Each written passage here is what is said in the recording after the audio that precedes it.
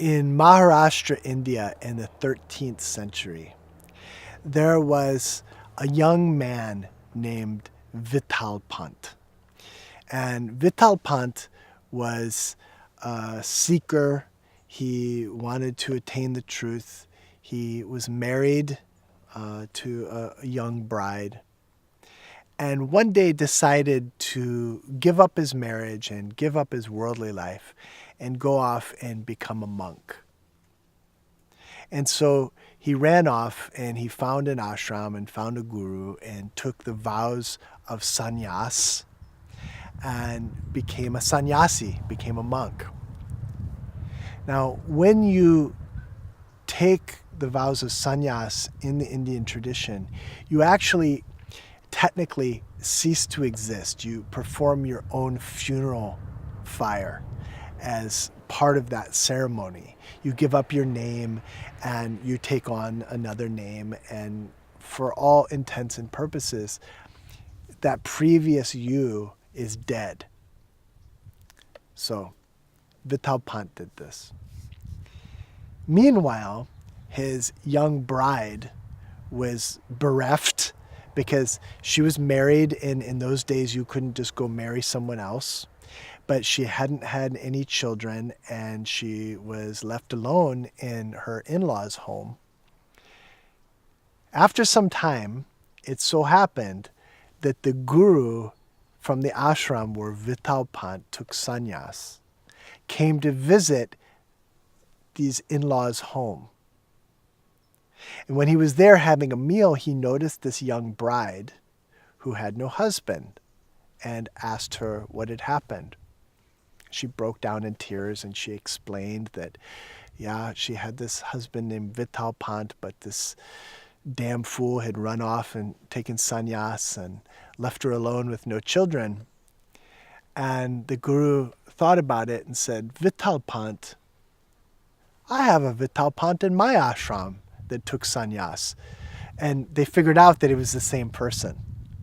And so he said, don't worry, I'm going to send that fool back. This can't stand. And my daughter, I give you this blessing that you will have beautiful children and the whole world will know your children. He gave her this blessing and she fell at his feet and she was so grateful. The guru goes back to the ashram, finds this Vittal Pant and kicks him out and says, go back to your wife, give her babies, live your life. Monkhood is not for you. So sends him back, and they end up having 4 children. But you have to understand that in those days, it was a very orthodox Hindu society. This is the 13th century in Maharashtra. So technically, because he had taken those vows, Vittal Pant didn't exist anymore. And so then technically, according to the Hindu orthodoxy, his children didn't exist either. So they were not only low caste, they were outcast. They had no caste. So Vittal Pant was actually of the Brahmin caste and otherwise could have made a living doing ceremonies or teaching Sanskrit or doing other things that a Vedic priest would do. And his children could too. But because they were outcast, they couldn't do anything. All they could do was beg. And so these 4 children, the oldest's name was Nirvrutti, and then the next son's name was Yanadev or Yaneshwar. They had a daughter named Muktabai and a little son named Sopana. These kids were trying to make their living begging, but they were scorned in their village and mistreated in every way. They were of the very lowest undercaste and the very lowest underclass of their society. And Vittal Pant felt so much remorse over this and for making this mistake of taking these vows. And so he thought, the only thing that I can do to expunge this sin is to make a pilgrimage. So he brought his family, took them on a pilgrimage to the sacred valley of Trimbakeshwar, where there was a mountain called Brahmagiri. And Vital Pant made a vow that he was going to circumambulate the Brahmagiri with his whole family to do penance for this sin. Now, this is a long, long journey, and in the 13th century, they would have made it on foot or on a bullock cart. It wasn't an easy trip by any stretch of the imagination, and with his 4 kids, it must have been very, very hard. But they get to Trimbakeshwar, and they begin this circumambulation of the sacred mountain. In those days, it was dense jungle that was inhabited by all kinds of dangerous animals, including tigers. So the story goes, one night, Vital Pant and his wife and his 4 kids were in the jungle, and a tiger appeared. And they all ran from the tiger. They all hid from the tiger. And the oldest boy, Nirvrutti, was the fastest runner. And the tiger chased Nirvrutti. Nirvrutti ran and ran, and then looked, and up on the hillside of the mountain saw a cave, and scrambled up the hill and jumped into the cave to narrowly escape the tiger. But when he got into the cave, waiting for him was his master, the great master Gahininath Maharaj. He was of the Nath lineage, a very mysterious lineage of masters. And Gahininath was sitting there and saw Nirvrutti jump in the cave and just said, "My son, I've been waiting for you." And no one knows exactly what happened, but over the course of about 4 days, Gahininath initiated Nirvrutti in such a deep way that after those 4 days, Nirvrutti had become Nirvruttinath. And Nirvruttinath was himself a very, very powerful master.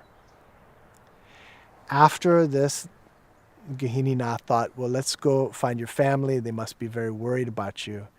They had just assumed that he had been eaten by the tiger at that point. So they were really happy when they see their son come back with this bizarre looking guru. The Naths would have been naked or covered in ash and wearing animal skins with dreadlocks, and who knows how crazy Gahininath must have looked. They bring Nirvrutti back and explain what had happened, and Vital Pant was so grateful and touched the feet of Gahininath and said, "Would you be so generous as to also initiate my other 3 kids? I have another teenage boy and a young teenage girl and my other young son here." And Gahininath said, "No, I'm not going to initiate them. Nirvrutti is their guru." So Gahininath made the older brother the guru of the other 3 siblings. And Nirvrutti at this point had become such a powerful master that he also gave this fiery initiation to all 3 kids that made them enlightened masters almost instantaneously. So now you've got this situation with 4 kids in a family who are deeply enlightened and empowered, but who are also outcasts. This is a recipe for a very punk rock situation. So the family goes back to their village, and Nirvrutti instructs Yaneshwar, the younger brother, to compose what is now known as the Yaneshwari, which is a commentary on the Bhagavad Gita. You see, in those days, common people couldn't speak or read Sanskrit, so they had no access to the scriptures. They had to go to one of these Vedic priests and have the Vedic priest explain things to them and also be paid to explain things to them. So Nirvrutti did this very rebellious thing by asking Yaneshwar. They all understood Sanskrit because they were from a Brahmin family. They were very learned, actually, even though they were poor. By having Yaneshwar take a verse from the Gita in Sanskrit and then sing the meaning of the verse in the local Marathi language. And this went on until they had completed the whole Bhagavad Gita in this elaborate, beautiful, mystical, very punk rock kind of commentary. And because he would say these things that like the local officials would have never wanted common people to hear. And they developed a following. These enlightened outcast kids, they all wrote poetry that contained all of their teachings. And in addition to the Yaneshwar also composed another work, a tantric work called the Amrita Anubhav. And the powerful thing about them was that they not only gave the teachings, but every teaching that they gave was also filled with their energy. They were all energy transmitters, especially Yaneshwar. So when Yaneshwar was about 21, he did most of this when he was a teenager. He wrote Yaneshwari when he was 16. But when he was about 21, he said, okay, I've given so many teachings, I've written so many poems, I've written these 2 books. Now I only want to give energy. I only want to give my Shakti to people. But I want to give my Shakti forever. And so he did a very revolutionary thing. He instructed people to build a tomb for him. And he went into the tomb and sat in meditation and had the tomb closed off forever. When he did this, his 2 brothers did the same thing. And the story goes that his sister Muktabai, who at that point was a great master in her own right, just evaporated. She just vaporized and disappeared. And each of these places, especially where Yaneshwar was, is a great place of pilgrimage to this day, where you can go and you can experience his undescribably powerful energy. It's in a place called Alandi. And when you go there, the energy is so powerful, it feels like the fillings are going to vibrate out of your teeth. People who never believed in God will go to that place and experience God directly in their heart. People that could never meditate before will sit in that temple and go deep into samadhi. The other thing about that movement that is worth saying is that Yaneshwar and his brothers and sister never became gurus on thrones.